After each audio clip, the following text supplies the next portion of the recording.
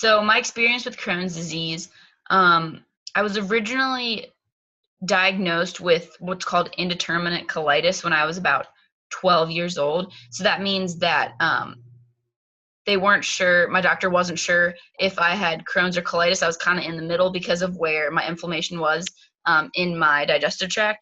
So I was diagnosed with that when I was 13. So that's kind of when I had a major flare up. And they determined that through a colonoscopy, as well as a bunch of other tests. I know I had some scans done. I had, blood tests, things like that. So it was kind of a combination, but the colonoscopy was the main determining factor.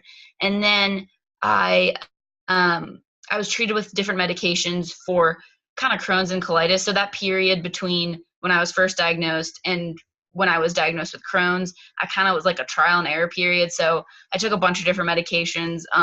Not many of them really worked well for me.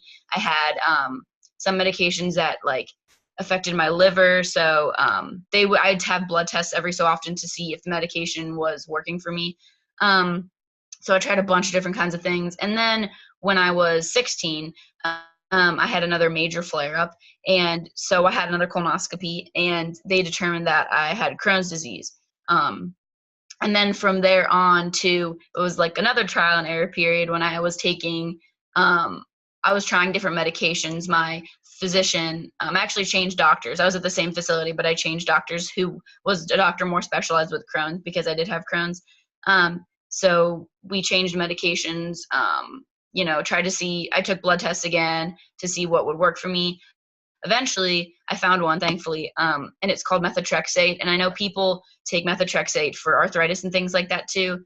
I know people who take another, I guess, popular Crohn's drug is Remicade, which is an infusion. There's also like Humira, Stelara, things like that. So, but methotrexate worked for me pretty well. And so what I do is I give myself an injection every week. There's also oral pills you can take, but the injection worked better for me. So that's what I take now. That's what I've been taking since, I don't know, quite a few years since I've been in remission. So that's been I've luckily never had, I know people with Crohn's who've had to have surgeries and have had to have ostomies and things like that. Luckily, I never have. My Crohn's is more there's moderate, mild, and severe. Mine's kind of more in the mild stage, so it's not quite severe, but it's not, again, mild. So, or did I say moderate? It's moderate.